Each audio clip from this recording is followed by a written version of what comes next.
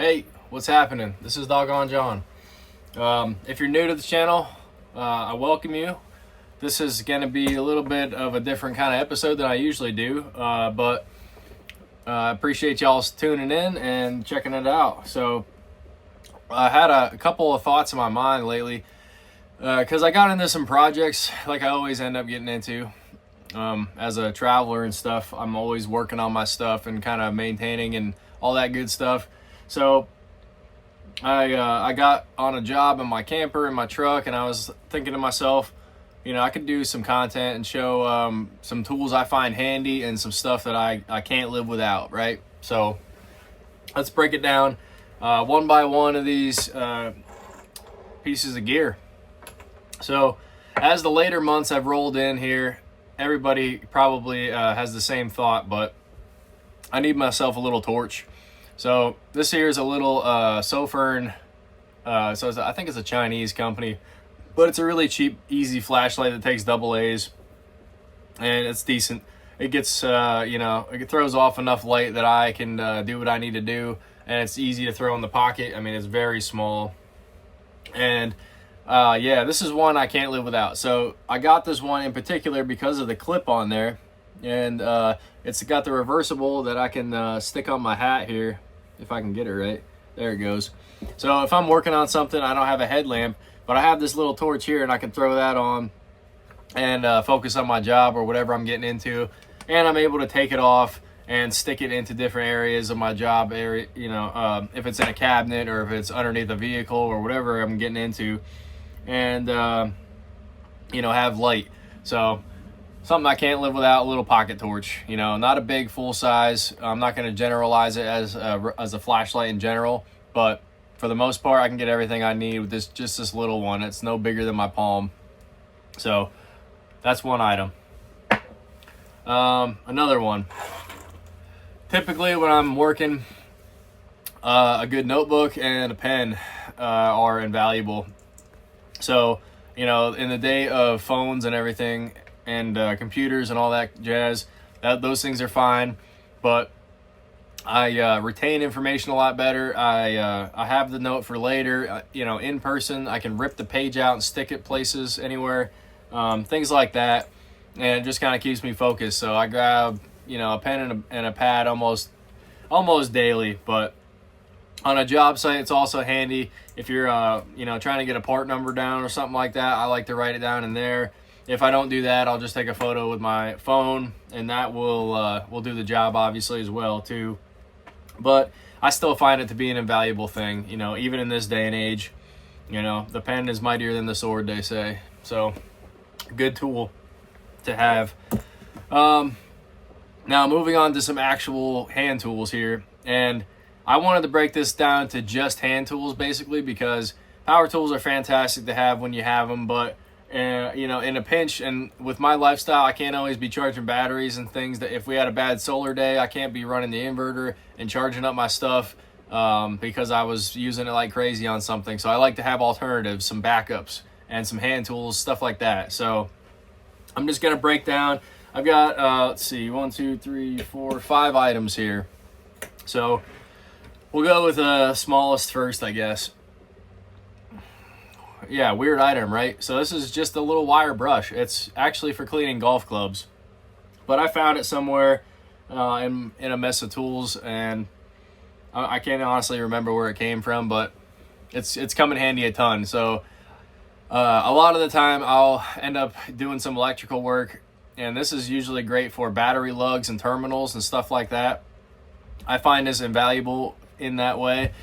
Because I can make a clean surface and a clean connection and get the corroded, material off of it, that kind of thing.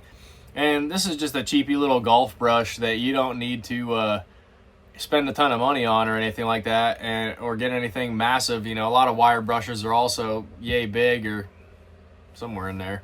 They're bigger. But this one here, I find to just be a nice little thing you can kind of tuck in your pocket, whatever. And it does the job really well. I've used it for a multitude of things, just to clean off a metal surface is 90% of the use, but I'm sure that I've used it for a ton of different things as well.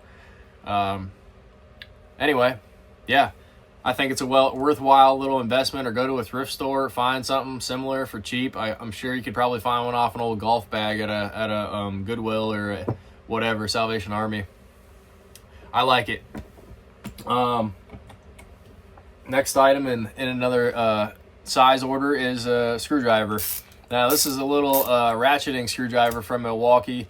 I'm not rich. You might think so after seeing some Milwaukee, but I just grab small hand tools one at a time as I need them or as they come up, and so that's where my collection is at right now.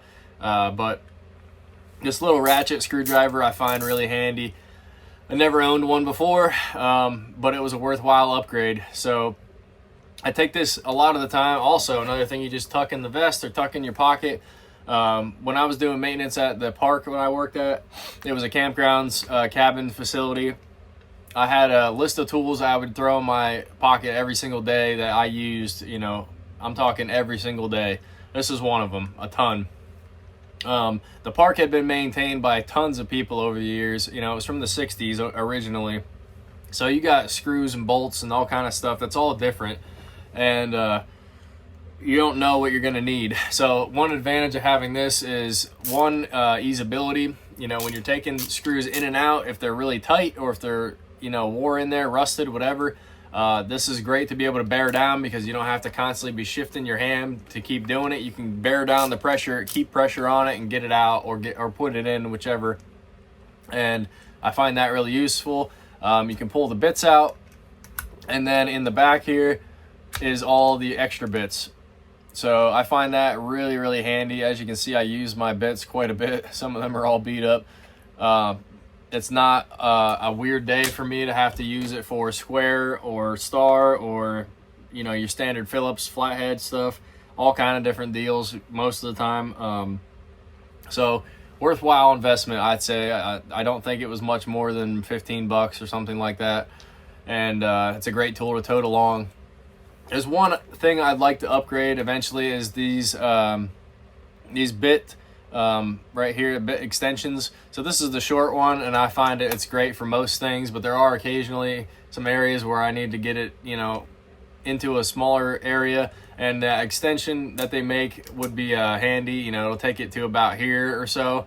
So I would say that if you can get one and then get the extension as well, it's a great worthwhile investment. You'll have pretty much the tool you need no matter what.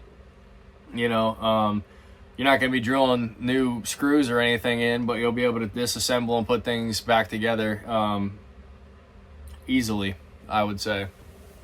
So, ratcheting screwdriver, really handy. Next up is some channel locks. So, another set of Milwaukee's, but these are some small kind of pocket sized channel locks, and invaluable to me. So most applications for this is going to be bolts. That's where I've used it a ton, and so 90% of the time I don't have a bunch of sockets with me constantly, so this is great to loosen and tighten things in a small space, especially because it's not a very large set. The jaws don't go out insane. It's just enough for maybe some nice small indoor plumbing, that kind of thing. But I use this for plumbing fittings a lot to get them broke open underneath the sinks, doing drain catches and stuff like that. I've also used it, like I said, for bolts a lot of the time. I was working on my headlight on my truck. Something needed adjusted, and I was able to grab onto the bottom collar where it was, it's an adjustable piece for leveling it. But I can grab that and have my ratchet on top, and it's not going anywhere, and I can keep going. So I don't have to have two sockets or a crescent or any of that. I just have my adjustable set of channel locks here, and that gets me through almost everything else. It also has kind of like a punch at the bottom here. I haven't had to use it, but if you needed it in a pinch, to kind of break something through, whatever that might be, it's nice to ream stuff open a little bit too. I use it with leather a lot, so I'm a leather worker as well, and this is great for pulling your needles through when you're stitching. A lot of the time, if you get a nice piece of thick leather it's hard to get that through there all the way if you didn't prick the iron all the way through it, and you got to yank it through. So it's a nice extra set of hands, or you know, if you don't want to cramp your hands up after doing stitching all day, if you're doing it a lot, you know, it's a good set of tools to have with you to grab onto that. So a multitude of uses, and a great thing to just throw in the pocket for the day. You know, you never know what you're going to get into, and that's definitely ideal for me, is to have a multitude of things, and I want all those things to usually have more than one use. So great tool. Channel locks. Next up, a nice pry bar. This is a little crowbar, but still small enough. I mean, it's technically pocketable. I have done it. But this thing here has been through some stuff. As you can see, I've got it all rusted out and everything. It just kind of hangs in the back seat of my truck, underneath my back seat, with all my other tools for the most part. But this was an item I used to throw on my my buggy to get around the park every single day. All these items were pretty much, but this one I made sure I had on me, between using it for, you know, moldings, for getting into a lot of the crevices in that in the cabins that I used to work in, to get behind panels. I mean, anything you can think of. I used it as a chisel a couple of times to take tile work out. I've used it to help a guy get into his car.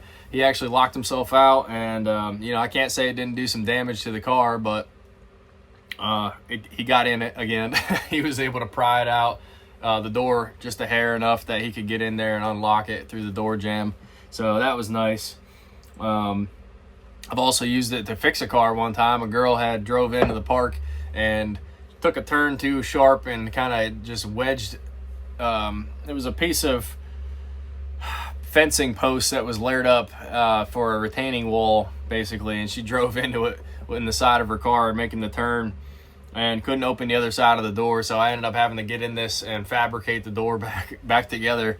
It was actually like the fender so that the door would open. So anyway, it's not a full-sized, you know, crazy crowbar that you're gonna have to kind of have in a tote of tools or anything. It's just small enough that it gets a lot of jobs done, and but it's durable. This is like the cheapest version you could probably buy. I got it at Lowe's years ago, I think, and it's done me just fine. So you don't need to go for anything fancy. You don't need a Milwaukee crowbar if they even make those. And last but not least, well, actually I think I have one more after this, but let's just start with this. This is a magnetic tray. Really, really simple, but it's overlooked, I think. I overlooked it for years. You know, when you're disassembling stuff and you got screws and bolts and fasteners and all kind of stuff all over the place, this kind of thing is invaluable. A lot of the time, the washers and dryers were broke at the place I worked, and so those are all made out of sheet metal and stuff. This was fantastic to slap on the side of the dryer, and all your bolts will still attach that you're throwing in there and stick. And when the job's all done, everything's there for you to put back together, which is fantastic. You know, there's nothing worse than going through a job and you're going through putting bolts back in and screws, and it's missing one.